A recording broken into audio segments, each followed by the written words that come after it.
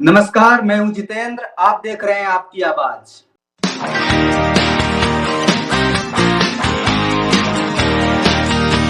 आज हमारे साथ चर्चा में शामिल हैं हमारे वरिष्ठ साथी, वरिष्ठ पत्रकार शशि शेखर जी और राजनीतिक विशेषज्ञ और सामाजिक चिंतक विवेक यादव जी।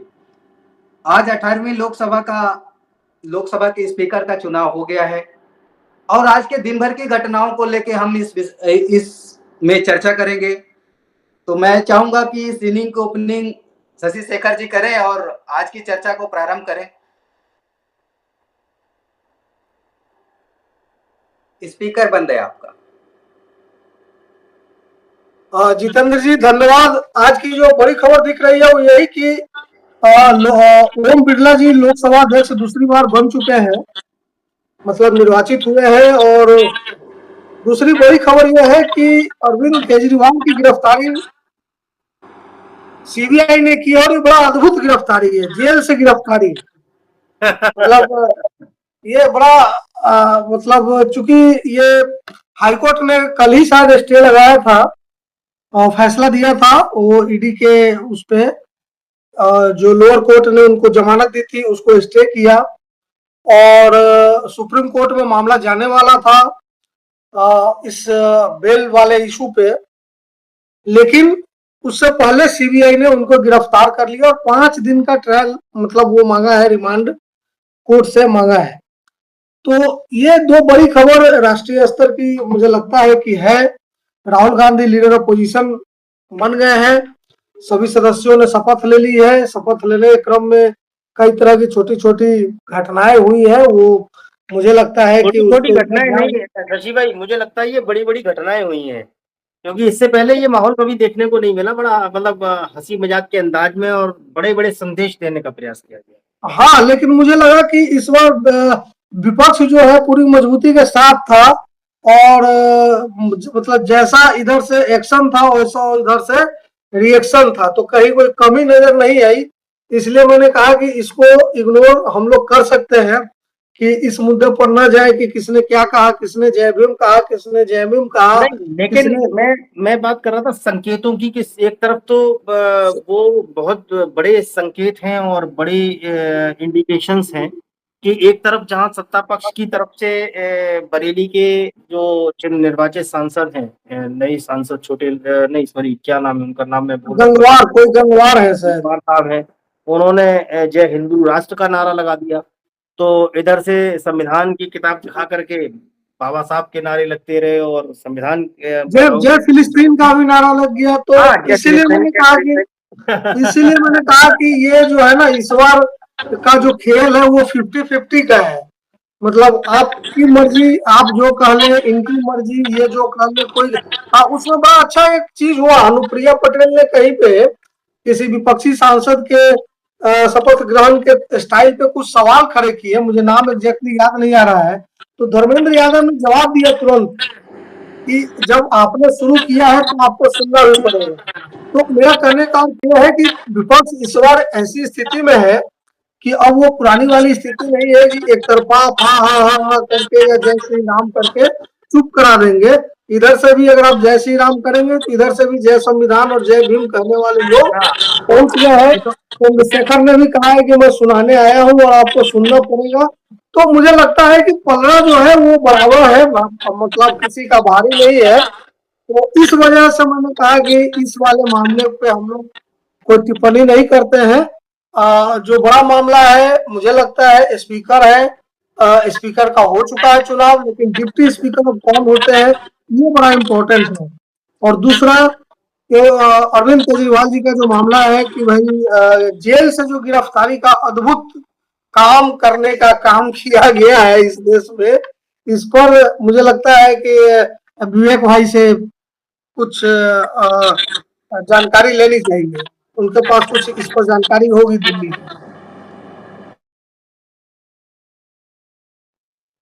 तो शशि भाई, जितेंद्र भाई आपका थोड़ा इसको म्यूट कर लीजिए, आपका म्यूट है तो वो करता है। मैं ये कह रहा था कि वो ठीक है आप रोक रहे हैं, लेकिन मेरा मन नहीं मान रहा है। कुछ चीजें मुझे बड़ी अच्छी लगी कल सदन के अंदर, वो मुझे बताने का मन कर रहा है। तो उसमें एक चीज तो ये है कि राहुल गांधी ने जिस तरह से स्पीकर से हाथ मिलाने के बाद निकल गए, फिर पलट के देखा तो वहां जो अटेंडेंट खड़े रहते हैं, पलट के उनको भी हाथ मिलाया।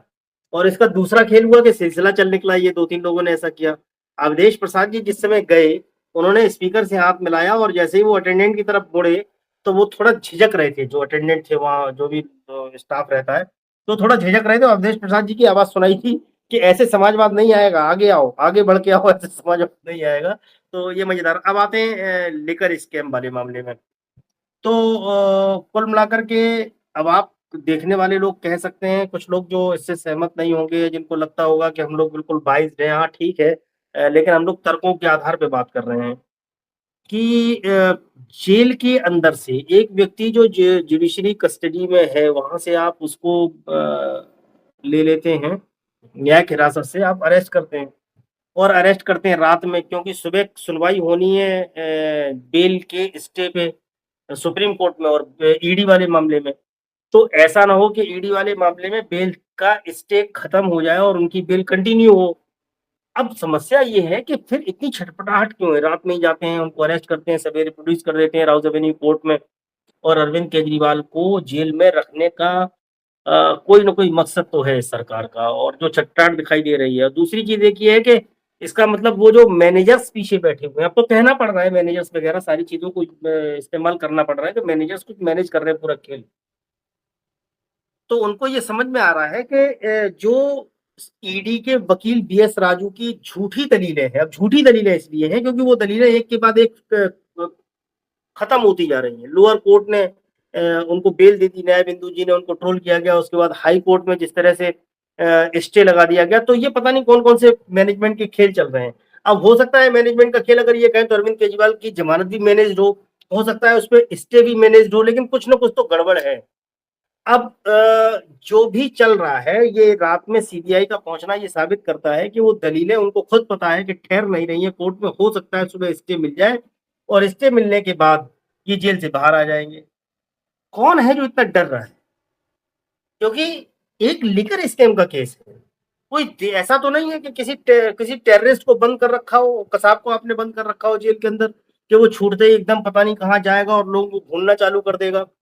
एक प्रदेश का चुना हुआ मुख्यमंत्री एक लिकर स्कैम जो अभी तक प्रूव नहीं कर पा रहे हैं, उस लिकर स्कैम को, और आप उसमें इस तरह के पैतरे आजमा रहे हैं और आप अरेस्ट कर लिया उनको वहां पे।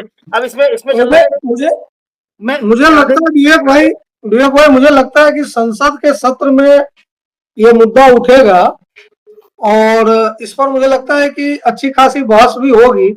तो ये तो देखिए, जो लीगैलिटी है, जो केस है, वो अपनी जगह है कि शराब घोटाला हुआ या नहीं हुआ या क्या हुआ, वो काम जो है पुलिस की जांच का है और अदालत का काम है तय करना। लेकिन मीनवाइल जो पॉलिटिकल डेवलपमेंट, भाई फ्रस्ट्रेशन में आदमी तब आ जाता है कि ठीक है हमारा कोई लेना देना किसी से नहीं है, लेकिन एक अंतहीन जांच का सिलसिला, पुलिस किसी को भी मैं वही कह रहा हूँ कि उसमें से कुछ निकलेगा, कोर्ट उसको न्याय करेगा। अरे कोर्ट न्याय तब करेगा जब पुलिस की जांच खत्म होगी और वो कोर्ट में पेश करेंगे उस सारे तथ्य और एविडेंस, और केस ट्रायल पे आएगा। मतलब 2.5 साल से केस चल रहा है और ट्रायल पे आने का नाम नहीं ले रहा। उसमें किंग पिन मनीष सिसोदिया से लेके और अरविंद केजरीवाल तक हो गए, और जब 2.5 साल में आप नहीं पता कर पाए तो क्या लगता है 25 साल में और पता करेंगे? मुझे मेरा व्यक्तिगत इसमें यह मानना है कि वो हमारा जो लीगल प्रोसेस है पूरे हिंदुस्तान का, वो इसी तरह चलता है। चारा घोटाला 94-95 में आया था और आज 2024 है, अभी तक फाइनल उस पे भले लोग मतलब लोअर कोर्ट से लालू यादव को सजा हो चुकी है, लेकिन फाइनल वर्डिक्ट मतलब हमारे यहाँ ये नियम है कि जब तक अपेक्स कोर्ट जो है, सुप्रीम कोर्ट जो है, वो फैसला नहीं दे देता, हम किसी को दोषी नहीं मानते हैं। ये हमारे यहाँ का लीगल प्रोसेस है। तो अब जो भी है, जैसा भी है कि अब ऐसा चलता है, तो उसमें तो हम और आप कुछ कर नहीं सकते। लेकिन खुद सुप्रीम कोर्ट का ये मतलब एक ऑब्जर्वेशन है, ऑर्डर तो नहीं कहेंगे, ऑब्जर्वेशन है और एक सलाह है कि rule should be bail should be rule, मतलब ये, और जेल शुड बी एक्सेप्शन, कि अगर ट्रायल चल रहा है तो बेल जो है एक नियम होना चाहिए कि बेल दे दो। और जेल जो है वो अपवाद होना चाहिए। बहुत अपवाद की स्थिति में जेल आप किसी को रखिए। अब आप चुने हुए मुख्यमंत्री को, चुने हुए मंत्री को जेल में रखते हैं, और अगर यह आपका दावा है कि इससे उनको बाहर भेजने से जांच प्रभावित होगी, तो मुझे लगता है कि अगर कोई मुख्यमंत्री है और वो वाकई जांच प्रभावित करना चाहता है, तो वो जेल के भीतर से भी जांच प्रभावित कर सकता है। जी जितेंद्र जी। शशि भाई, मुझे लगता है कि ये जैसा विवेक भाई ने अभी कहा कि क्या कारण है कि वो अरविंद केजरीवाल को अंदर रखना चाहते हैं, इसलिए रात में सीबीआई गिरफ्तारी कर लेती है, या सुबह सुप्रीम कोर्ट से कहीं जमानत ना मिल जाए इसलिए कि एक और उनको अंदर रखो जिससे वो बाहर ना आ पाए। मुझे इसमें बुनियादी अंतर समझने की हम लोगों की जरूरत है। बेसिकली क्या है कि जो भेड़िए हैं, मैं कहूंगा सर्वेश्वर दयाल सक्सेना की एक बहुत प्रसिद्ध लाइन थी कि भेड़िए गुर्राएंगे और जो दूसरा पक्ष है उसे मसाल जलाना है, और दोनों में बुनियादी अंतर है। यही भेड़िए मसाल नहीं जला सकते। यही बुनियादी अंतर है कि भेड़िया मसाल नहीं जला सकता। और अरविंद केजरीवाल जी के केस में हमें देखने को मिलती है कि जिस प्रकार से भारतीय राजनीति में पिछले 10 वर्ष में उन्होंने मसाल जलाने का काम किया है, और इन भेड़ियों को डर पैदा हुआ है कि ये मसाल से कहीं भेड़ियों को भागना ना पड़े। तो ये बुनियादी अंतर, इसीलिए ये लोग उस मसाल जलाने वाले को जेल में रखना चाहते हैं, ताकि इस देश में इनका ये जो भेड़ियों का खेल है ये चलता रहे। मुझे लगता है कि इसमें मुझे एक चीज और लग रही है कि अब मुझे देखिए मैं इस तरह की शब्दों का इस्तेमाल तो नहीं करूंगा, और मैं सलाह भी दूंगा कि हम किसी राजनीतिक पक्ष को भेड़िया या इस तरह से न बोले। ये विशुद्ध राजनीतिक लड़ाई है, जिसको गलती सिर्फ इसमें इतनी है कि एक विशुद्ध राजनीतिक लड़ाई को कानून के सहारे लड़ने की कोशिश की जा रही है, जबकि होना यह चाहिए था कि राजनीतिक लड़ाई को राजनीतिक तरीके से आप लड़िए। बड़ा क्लियर कट लड़ाई है दिल्ली में या पूरे देश में, कि दिल्ली की जनता आपको लोकसभा के चुनाव में क्लियर मैंडेट देती है 100%, विधानसभा के चुनाव में नहीं देती है। तो लोगों की एक अपनी समझ है, ये समझ बीजेपी को भी होनी चाहिए, लेकिन मसला सिर्फ अरविंद केजरीवाल नहीं है, मसला विपक्ष था और है। हेमंत सोरेन भी इस वक्त जेल में है, या बहुत सारे लोग टारगेट पे थे, और मुझे तो जो जानकारी है कि बहुत जल्दी जो है ऑगस्टा वेस्टलैंड केस की भी फाइल खुलने वाली है, और हो सकता है कि उसमें भी बहुत कुछ देखने सुनने को मिले।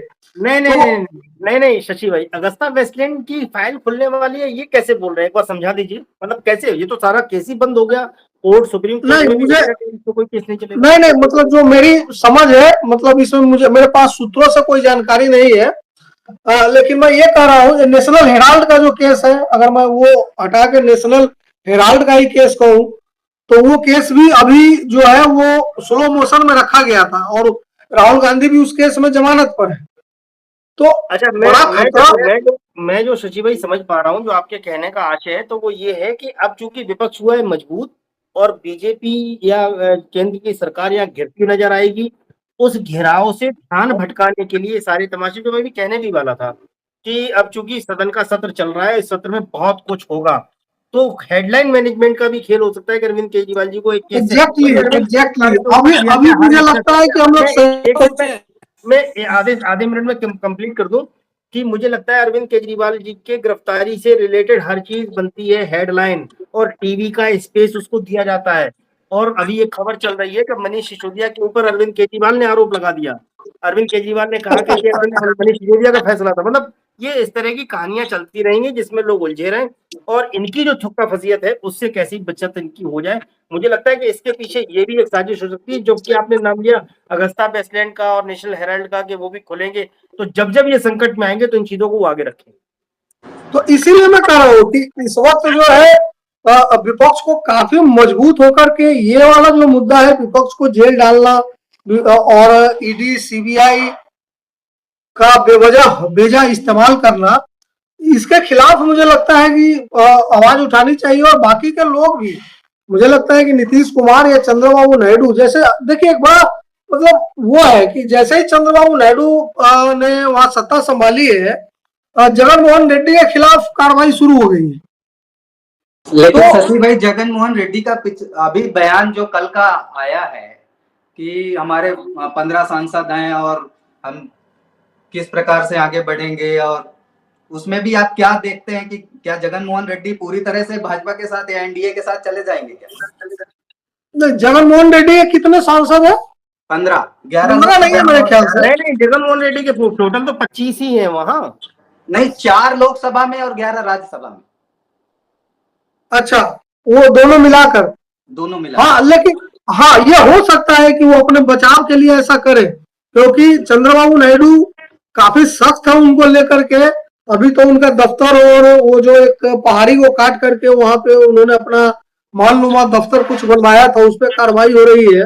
तो ये जो पिछला मोडस ऑपरेंडी बीजेपी का था कि विपक्ष को किसी भी तरह फंसा के, डरा के, धमका के और काबू में रखना, अगर इस बार भी वो ऐसा कर पाते हैं तो प्रबुद्ध विपक्ष होने का कोई फायदा मुझे समझ में नहीं आता है।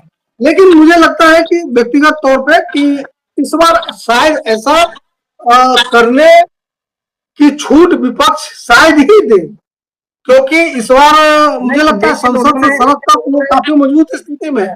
हाँ ठीक है, लेकिन उन्होंने मतलब ये शुरुआत तो कर दी है ये दिखाने की कि हम बहुत मजबूत हैं। और उन्होंने स्पीकर वाले मुद्दे भी देखिए, एक तरफा उन्होंने अपना फैसला किया कि आप जो मन में आए सो चिल्लाते रहिए, जो मन में आए सो कहते रहिए, हम इस पे आपके डिप्टी स्पीकर वाली बात नहीं मानने वाले हैं। और उन्होंने अपने स्पीकर ये तो मैंने कल भी आपको विवेक भाई कहा था कि ओल्ड हैबिट, इसमें फिर विपक्ष old habit dies hard, old habit dies hard. तो जो पुरानी आदत है वो बड़ी मुश्किल से जाती है, तो टाइम लगेगा मुझे लगता है। मैं कह रहा हूँ संख्या बल बढ़ गया है विपक्ष का, तो जब तक राजनीति में व्यक्तिगत स्वार्थ की चाटुकारिता, व्यक्तिगत स्वार्थ के लिए चाटुकारिता जब तक हावी रहेगी, तब तक आप बहुत उम्मीद नहीं कर सकते। इस लोकतंत्र में बहुत कुछ नया होगा। संख्या जिसके पास है, चाहे भले ही 2 ज्यादा हो, वो तानाशाही करना चाहे तो कर सकता है। यहाँ अब समस्या ये है कि पर्सनल इंटरेस्ट फंसे हुए हैं बिहार के और आंध्रा के, तो वो पार्टियां जब तक साथ में, तब तक इनका कुछ बहुत बिगड़ने वाला है नहीं। और देखिए, तो उन्हीं दो को साधना है, बाद बाकी सबको कुचलना है, वो करते रहेंगे। संख्या आप बनाए रखिए।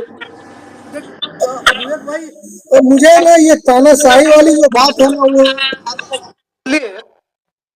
क्योंकि मुझे एनडीए 1 में भी वो कानून याद है, लैंड एक्विजिशन एक्ट को लेकर जो कानून आया था, वो उनको वापस लेना पड़ा था। और एनडीए 2 में भी जो किसान आंदोलन हुआ, उसमें 2 काले कानून उनको वापस लेने पड़े थे। तो तानाशाही, हिंदुस्तान का तासीर अलग है, हिंदुस्तान का मिजाज अलग है। आप नेताओं को जेल में इसलिए बंद कर पाते हैं क्योंकि कहीं ना कहीं अपोजिशन। मैं सदन के अंदर की बात कर रहा हूँ, सदन के बाहर ठीक है, वो एक आंदोलन हुआ, उसका दबाव आया और वो उन्हें झुकना पड़ा। लेकिन सदन के अंदर आप कर क्या सकते हैं? वोटिंग करेंगे, वहां अगर वो सब इकट्ठे हैं तो आप हारेंगे। आप हंगामा कर सकते हैं, बेल में आ सकते हैं। हाँ, ये है कि इस बार पिछली बार 168 निकाल दिए गए, हो सकता है इस बार और ज्यादा लोगों को निकालना पड़े। और अभी देखिए आगे क्या क्या होता है। विवेक भाई, राहुल गांधी जी को अपोजिशन लीडर बना दिया गया है। अब जो वैधानिक संस्थाएं हैं उसमें, उन कमेटियों में वो रहेंगे। तो क्या लगता है कि इस दफा इस लोकसभा में, 18वीं लोकसभा में कुछ अलग हो पाएगा क्या? राहुल गांधी अपना पक्ष मजबूती से रख पाएंगे, या जो नियुक्तियां होनी है, चाहे वो सुप्रीम कोर्ट में चीफ जस्टिस की नियुक्ति हो या सीबीआई में प्रमुख की नियुक्ति हो, क्या उसमें दखल बन पाएगा अपोजिशन का? तो पीसीआई की नियुक्ति के लिए तो उनको ही बुलाया गया था, अधीर रंजन चौधरी को, जबकि नेता प्रतिपक्ष नहीं थे, लेकिन बुलाया तो गया था ना सबसे बड़ी पार्टी तो कहा कि, लेकिन उनको तो उन्होंने कहा, उनका बयान आया कि हमें तो 24 घंटे पहले 40 पन्ने की उन्होंने रिपोर्ट भेज दी और बोला इसको पढ़ना है और सुबह आपको जवाब देना है। तो यहाँ भी तो ऐसे ही करेंगे, आप क्या कर लेंगे? समस्या तो इस बात की है ना, यहाँ भी वो ऐसे ही करेंगे। क्या विपक्ष जैसे मजबूत हुआ है, तो क्या इन चुनौतियों से लड़ने में राहुल गांधी और उनके साथ विपक्ष सक्षम हो पाएगा? क्या देख पा रहे हैं हम लोग? अब इस पे ओवरऑल तो सचिव भाई ज्यादा बेहतर बता पाएंगे, लेकिन मुझे लगता है ये है कि वक्त का इंतजार करना पड़ेगा। मैं बहुत आशान्वित नहीं हूँ कि बहुत कुछ बदलने वाला है। हाँ, टकराव में हंगामा दिखाई देगा आपको, सदन की कार्यवाही को वो स्थगित बार बार करा सकता है विपक्ष, और एक तरफा ये जो ट्रेजरी बेंच पास करा लेती थी बिल, वो थोड़ा मुश्किल हो जाएंगे पास कराना, लेकिन वो जो करेंगे वो अपना प्रयास तो पूरा करेंगे, वो बाज आने वाले नहीं। जितेंद्र भाई ने बड़ा दूरगामी असर वाला सवाल है ये, कि राहुल गांधी के लीडर ओपोजिशन होने से क्या अंतर आएगा। तो वाकई अंतर पहला तो यही आएगा कि जो जितनी संवैधानिक नियुक्तियां होंगी उसमें उनकी, हालांकि वो उसका जो फॉर्मेशन होता है वो इस तरह का होता है कि एक डिसेंट से कोई फर्क पड़ता नहीं है, मतलब नियुक्ति में, निर्णय में। लेकिन चूंकि राहुल गांधी वहां होंगे तो उनके डिसेंट का मतलब होगा, उनके डिसेंट के आवाज को मीडिया में जगह मिलेगी, उनके डिसेंट को अपोजिशन हथियार बनाकर संसद में इस्तेमाल करेगा। तो इस वजह से असर जो है वो दिखेगा। बिल्कुल आपने सही, मतलब एक मतलब जो उम्मीद की किरण वाली बात बताई सवाल में ही, वो है, मुझे ऐसा लगता है। और दूसरा जो सबसे बड़ी बात है दूसरी, कि Rahul Gandhi as a leader opposition, अब उनका दायित्व, उनकी जिम्मेवारी बड़ी हो जाएगी। अब उनको लीडर ऑपोजिशन को संसदीय लोकतंत्र की परंपरा में ब्रिटेन में या पूरी दुनिया में पीएम इन वेटिंग कहा जाता है। पीएम इन वेटिंग मतलब कि जो अब पीएम बनने ही वाला है। चर्चिल ने तो यहां तक कह दिया कि the main role of opposition is to remove government by hook और बाय क्रूक। विपक्ष का काम ही है कि सरकार को किसी तरह से सत्ता से हटाए और खुद सत्ता पर काबिज हो, इसीलिए लीडर ऑपोजिशन को पीएम इन वेटिंग कहा गया। तो राहुल गांधी इस वक्त, दूसरा ये राहुल गांधी एक बड़ी आवाज है, मतलब इतना तो है ही तय कि अधीर रंजन चौधरी को जो भी उन्होंने बर्ताव किया, जो किया ठीक है, लेकिन राहुल गांधी बाहर निकल के जो बोलेंगे तो एक डर ये भी होगा कि उस आवाज को देश ही नहीं विदेशों तक सुना जाएगा। तो बड़ी आवाज सुना जाएगा, पहली बात। और दूसरा ये कि सर जैसा विवेक भाई ने कहा कि उन्हें मतलब उम्मीद नहीं है, मैं फिर विवेक भाई को कहता हूं कि आप उम्मीद रखिए, और इसलिए रखिए क्योंकि डेमोक्रेसी का आधार ही डिबेट, डिस्कशन और डिसरप्शन है। डिसरप्शन बहुत बड़ी चीज है, इसको लोग नेगेटिव लेने लगे हैं आजकल, लेकिन जब बात सुनी नहीं जाएगी संसदीय तरीके से, तो संसदीय तरीके से ही हंगामा करना भी जो है संसदीय लोकतंत्र और परंपरा का एक हिस्सा रहा है, तो वो होगा। अब भाजपा संसद के भीतर, या जैसे देखिए ना, आज बड़ा मजेदार हुआ कि कल अखिलेश यादव ने बड़ा शानदार वेलकम स्पीच दिया ओम बिरला जी के लिए, लोकसभा अध्यक्ष जी के लिए। कहा कि आपका अंकुश विपक्ष पे तो रहता ही है, जरा सत्ता पे भी अंकुश लगाइए, और उम्मीद करते हैं कि आपके रहते हुए पिछली बार की तरह मार्शल का यूज नहीं होगा और दर्जनों सांसदों को बाहर नहीं फेंका जाएगा। तो मतलब सिवाय इसके कि अपोजिशन मजबूत बने, अपोजिशन की बात सुनी जाए। देखिए मीडिया में भी एक स्लाइट चेंज जो है वो आप देखने को मिल रहा होगा आपको, छोटा सा चेंज, और वो भी मालिकाना स्तर पे, एडिटोरियल पॉलिसी के स्तर पर। ये जो चिंटू मिंटू एंकर है, इन पर मत जाइए, उनका मामला दूसरा है।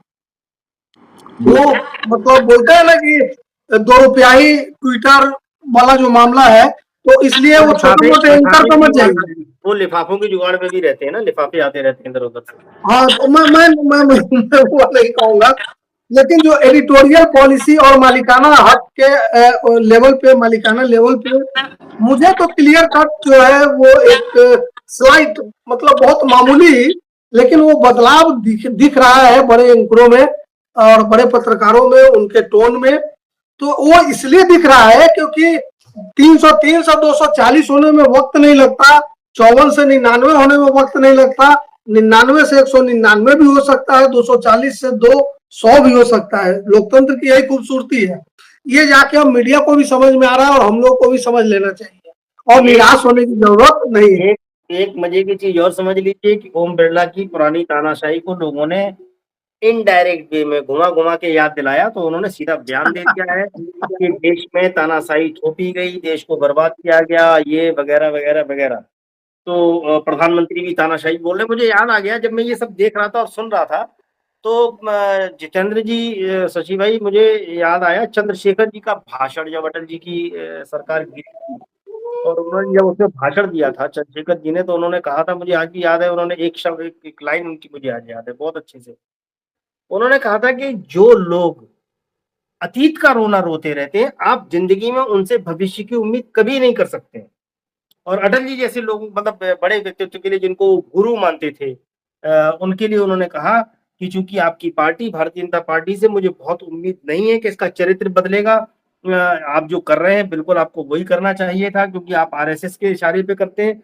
और चंद्रशेखर जी का वो भाषण सुनने लायक था, जिसमें मुझे याद है वो लाइन उन्होंने कहा कि जो लोग अतीत के लिए रोते रहते हैं, अतीत का दोषारोपण करते रहते हैं, उनसे बहुत सुनहरे भविष्य की, अच्छे भविष्य की निर्माण की आप कल्पना नहीं कर सकते हैं। तो मुझे आज ये याद आ गया, क्योंकि पिछले 10 सालों से सरकार रोई है अतीत के लिए, और अभी भी रो रही है। भविष्य का दर्शन के विजन केवल इतना है कि 2045 में भारत 3 ट्रिलियन इकोनॉमी हो जाएगा, देश सबसे बड़ी अर्थव्यवस्था बन जाएगा। अब हम 5वीं सबसे बड़ी अर्थव्यवस्था बन गए हैं, उसके बाद भी 80 करोड़ लोगों को तो हम फ्री में राशन खिला ही रहे हैं। मजबूरी ये है कि उनका पेट भरने के लिए उनके पास न तो रोजगार है, न संसाधन है।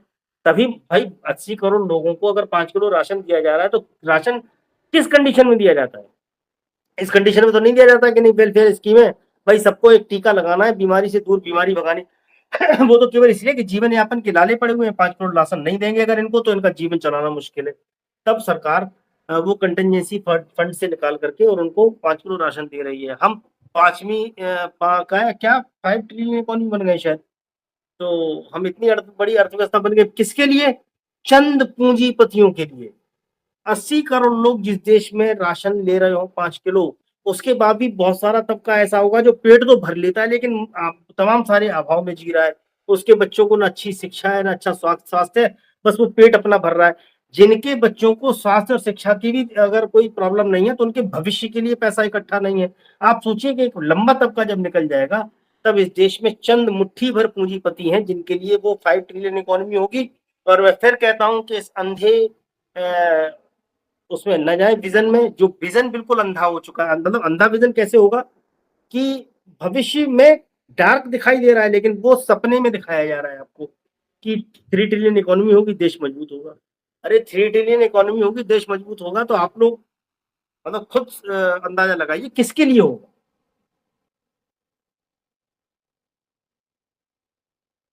विवेक भाई, कल शशि भाई ने एक बहुत बड़ी बात कही थी और उसको काबिले गौर है कि ये जो आजादी के बाद का ये इतना सा समय है 70-75 साल का, ये लोकतंत्र के लिए पलक झपकाने जितना है, कल शशि भाई ने कहा था। तो ये लंबा चलने वाला है। ये लोकतंत्र में हम लोग उस दौर से भी आगे बढ़े हैं जब हमारे पास खाने के लिए अनाज नहीं था और पहनने के लिए कपड़े नहीं थे। नेहरू जी ने उस समय पे एम्स जैसे हॉस्पिटल की स्थापना कर दी थी। अभी हमें बहुत आगे बढ़ना है, ये लंबी प्रक्रिया है, ये दौर चलेगा निश्चित। आपका जो चिंता है वो वाजिब है कि जिस देश में 80 करोड़ लोग 5 किलो अनाज पे आश्रित हों, उस देश को हम कैसे विकसित कर पाएंगे, एक चैलेंज तो है हमारे पास। नहीं जितेंद्र भाई, तब जब ये दावा किया जा रहा है 5 ट्रिलियन इकोनॉमी बन गए थे, या 5 कितना ट्रिलियन इकोनॉमी, 5 ट्रिलियन इकोनॉमी बोला जाता है ना। हम क्योंकि 5वीं सबसे बड़ी अर्थव्यवस्था है, तो हम कह रहे हैं कि बांग्लादेश हो या और तमाम छोटे छोटे देश होंगे, वहां भी कम से कम ये नौबत तो नहीं होगी कि 80 मतलब इतनी आबादी को देना पड़ रहा हो राशन। अभी का तो जो दौर है विवेक भाई, वो ये है कि सरकार भी इन्हीं की है और सारा सिस्टम इन्हीं का है। तो ये जिस भी चीज को साबित करना चाहे कर सकते हैं, क्योंकि जुडिशरी से लेके पूरे तंत्र पे जिस प्रकार से जितनी संवैधानिक संस्थाएं हैं, सीबीआई का दुरुपयोग देख लीजिए, ईडी का दुरुपयोग देख लीजिए। अब मैं कहना तो नहीं चाहता हूं, पर जरूर कहूंगा कि जिस प्रकार से जुडिशरी पे भी इन्होंने लगाम लगानी शुरू की है, तो ये जो साबित करना चाहे कर दें, ये 5 ट्रिलियन कर दें या जो भी साबित करना चाहे ये कर सकते हैं। परंतु वास्तविकता साफ है कि आज भी जमीन में गरीबी है, भुखमरी है, कुपोषण है। इनसे लड़ने के लिए अभी भी हमारे पास पर्याप्त संसाधन नहीं है। किसी भी गांव में चले जाइए, स्कूलों की हालत बहुत दयनीय है। कभी स्कूलों में पंखे नहीं है, तो कभी स्कूलों की छत टपक रही है। अस्पतालों में, गांव के अस्पतालों में यदि आप जाके देखेंगे, जहां एक तो अस्पताल है नहीं और जहां है भी वो टूटे फूटे हालत में है, एक पैरासीटामोल की गोली भी नहीं मिलती गरीब को। ये आज की हालत है हमारे देश की, जिसको हमें सहर्ष स्वीकार करना पड़ेगा और इसमें आगे बात करनी पड़ेगी, काम करना पड़ेगा, क्योंकि दिवा स्वप्न दिखाने वाली सरकार है। ये तो दिखाएगी कि एक छोटे से जहां 1000 की पॉपुलेशन है उस गांव में इन्होंने अस्पताल बना दिया, पर ऐसी स्थिति फील्ड में नहीं है। फील्ड में तो उस गांव में जाने पे पता चलता है कि न चलने के लिए रोड है, ना उन्हें बिजली की सुविधा मिल रही है, ना उनके बच्चों को पढ़ने के लिए ढंग का स्कूल मिल रहा है। ये वास्तविक स्थिति है और इसीलिए आज हम सब लोग कम संसाधन में विवेक भाई के साथ, शशि शेखर जी के साथ इस बुनियादी आवाज को या जमीनी हकीकत को बयां करने के लिए आप सब लोगों के लिए चैनल के माध्यम से आए हैं। आप सबसे रिक्वेस्ट कर रहे हैं कि लाइक करिए, सब्सक्राइब करिए, शेयर करिए, ताकि एक सही आवाज, सही स्थिति, सही जायजा और सही आकलन आप तक हम सब लोग कम संसाधन में पहुंचाते रहें। हमारे साथ विवेक भाई इतनी महत्वपूर्ण बात कह गए, शशि भाई इतनी महत्वपूर्ण बात कह गए। शशि भाई आगे का हाल बताएंगे कि आगे क्या होने वाला है। शशि भाई नहीं मतलब सारी बातें तो हम लोगों ने लगभग कर ली। विवेक भाई ने ठीक कहा, वो अरविंद केजरीवाल जी का जो मुद्दा है कि जिस तरह से उनकी गिरफ्तारी कल हुई है वो बड़ा अद्भुत है। और ये पता नहीं, पहले तो हम लोगों ने कभी ऐसा सुना नहीं था कि जेल के भीतर से गिरफ्तारी होती है। लेकिन चलिए ठीक है, ये नया दौर है तो नए दौर में नई नई चीजें देखने को मिलती है। और मेरा ये कहना है कि विपक्ष के पास सिवाय संघर्ष करने के और कोई रास्ता है नहीं। विपक्ष के पास सिवाय एकजुट रहने के और कोई रास्ता है नहीं। जो लोग एकजुट नहीं होंगे वो खत्म कर दिए जाएंगे। तो अल्पकालिक फायदा देखने की जगह जो है दीर्घकालिक नुकसान को देखना, मुझे लगता है कि सभी राजनीतिक दलों, खास करके विपक्ष में जो लोग हैं उनके लिए बड़ा जरूरी है। मायावती जी ने जो गलती की इस बार लोकसभा चुनाव में, वो क्लियरली उसका परिणाम उनको भुगतना पड़ रहा है। या जो ये गलती इस बार नीतीश कुमार जी ने किया बिहार में, उसका नतीजा बहुत जल्द आपको बिहार में देखने को मिलेगा। तो मेरा तो ये कहना है कि जो एकता, जो यूनिटी लोकसभा चुनाव में बनी थी, उस यूनिटी को और बढ़ाने की जरूरत है, उस यूनिटी को और बरकरार रखने की जरूरत है। फिर मुझे लगता है कि जो इस तरह के जैसा मैंने कहा कि ओल्ड हैबिट डाइज हार्ड, मतलब पुरानी आदतें जो है बहुत जल्दी नहीं जाती किसी की। तो जो इस मौजूदा सरकार की पुरानी आदतें हैं ईडी सीबीआई के इस्तेमाल वाली, ये बहुत जल्दी खत्म नहीं होगी और तब तक नहीं होगी जब तक कि विपक्ष पूरा एकजुट होकर के हल्ला बोल नहीं करता है। तो मुझे लगता है कि निकट के छोटे स्वार्थ, छोटे फायदे की जगह दूर के बड़े नुकसान को ध्यान में रखते हुए इस वक्त अपोजिशन को यूनाइट रहने की जरूरत है। जी, तो बात बिल्कुल ठीक है। और दूसरा, वो अरविंद केजरीवाल जी वाली खबरें चली रही हैं और एक तीर से कई निशाने साधने का प्रयास है। मुझे लगता है ये है कि अरविंद केजरीवाल को मोहरा बना करके, और आपातकाल का दौर है, इसमें एक एक करके नेताओं को जेल जाना पड़ेगा। लेकिन दुख की बात यह है कि शिबू सोरेन, अरविंद केजरीवाल ये पहले टारगेट हैं। और अरविंद केजरीवाल जी को चूंकि सुर्खियों में भी टीवी की सुर्खियां भी बहुत मिलती हैं तो उनकी बात हो जाती है, क्योंकि हेमंत सोरेन की कोई खबर बनती नहीं है, तो उनको तो डाल के रखा हुआ है कोने में। अरविंद केजरीवाल जी को लेकर के रोज खबरें चलवानी होती है, इसलिए नए नए पैतरे सरकार आजमाती रहती है, क्योंकि वो सुर्खियां बनी रहे और खबरें बनी रहे। तो खासतौर से किसी भी राजनीतिक कार्यकर्ता के लिए ये सबसे ज्यादा दुरूह समय होता है, क्योंकि जो नेता होते हैं तो नेताओं के पास तो अपने अपने साधन संसाधन होते हैं और उनके पास अपना नेम फेम और तमाम सारी चीजें होती हैं कि भविष्य में वो संघर्ष करते हैं, बड़ा नाम बनते हैं। कार्यकर्ता वो नेपथ्य में रहता है और उसका कहीं, लेकिन कार्यकर्ता का रोल देश बचाने के लिए नेता का रोल भी होता है, क्योंकि नेता यातनाएं सहता है, नेता नेतृत्व करता है और पहला बार नेता सहता है। कार्यकर्ता का भी उतना ही बड़ा रोल होता है। नेता भी लड़ाई तभी लड़ पाता है जब कार्यकर्ता उसके पीछे खड़ा होता है। राजनीतिक कार्यकर्ताओं का भी बहुत बड़ा योगदान इस समय देश के अंदर होगा कि उनको भी एकजुटता से के साथ खड़ा रहना पड़ेगा। आम आदमी पार्टी में बहुत सारे मौका परस्तों को मैं देख रहा हूँ कि वो जिनको पार्टी ने बहुत कुछ दिया, एक विधायक थे और विधायक हार गए, उसके बाद उनको किसी कमेटी में डाल दिया गया। लाख रुपए तनख्वाह वहाँ मिलती रही, चलो ठीक है, इसका घर कैसे चलेगा, अच्छा आदमी। लेकिन जब उनको लगा कि इस बार थोड़ा मुश्किलों का दौर आया, उन्होंने तुरंत बीजेपी की पूंछ पकड़ ली और वो निकल लिए। ऐसे हर पार्टी में लोग आपको मिलेंगे।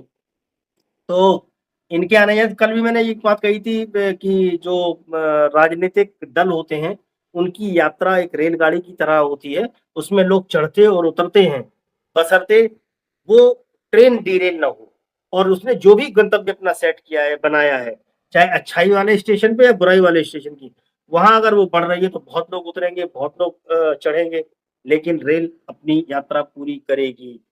तो मेरा मानना ये है कि आप जिस रेल पे भी सवार हैं, उस पे सवार बने रहिए, रेलगाड़ी अपनी मंजिल तक पहुंचेगी। आज के लिए और शायद इसके अलावा कुछ होगा तो शशि भाई, जितेंद्र भाई चर्चा करेंगे। मेरे पास तो इतना ही था जिसपे हम लोगों ने बात कर ली। जी जितेंद्र भाई। जी विवेक भाई, बहुत बहुत ही बढ़िया बात आपने कही। सभी राजनीतिक दलों में एक मुझे जो कमी दिखती है, संवाद की कमी सभी राजनीतिक दलों में देखने को मिल रही है, चाहे वो कार्यकर्ता के बीच में हो या नेताओं के बीच में हो। जो टॉप लीडरशिप है वो कार्यकर्ता तक संवाद ही नहीं कर पा रही है, चाहे वो कोई भी दल हो। मैं किसी एक दल के लिए बात नहीं कर रहा हूं, सभी दलों में एक संवादहीनता कह लीजिए देखने को मिल रही है। इस विषय पे भी जरूर कुछ ना कुछ देश में होना चाहिए, या शशि भाई जैसे वरिष्ठ लोगों, वरिष्ठ पत्रकारों नहीं, को इस कुछ विषय हो पे ना हो, हम ही लोग चर्चा करेंगे, हम ही लोग खुल के इस पे भी चर्चा करेंगे। कांग्रेस खत्म हो गई थी जब उनके नेताओं ने कार्यकर्ताओं से दूरी बना ली थी, धीरे धीरे खत्म हो गई। उनको फिर दूसरों के कंधों पे सवारी करनी पड़ी। 400 पार वाली ये पार्टी जिस देश के अंदर, तो उसका यह असर हुआ। तो कोई नहीं करेगा, हम ही लोग चर्चा करेंगे, शायद तो कहीं से आवाज निकले और कहीं तक जाए। कार्यकर्ताओं का बहुत महत्वपूर्ण है योगदान है इस देश को चलाने में, राजनीतिक पार्टियों को चलाने में। उनसे संवाद नहीं हो रहा है, किसी भी दल में नहीं हो रहा है। तो इस विषय पे भी हम लोग आगे चर्चा करेंगे। अभी तक के लिए इतना ही, आगे आप लोगों से बातचीत चर्चा होती रहेगी। तब तक के लिए नमस्कार। नमस्कार।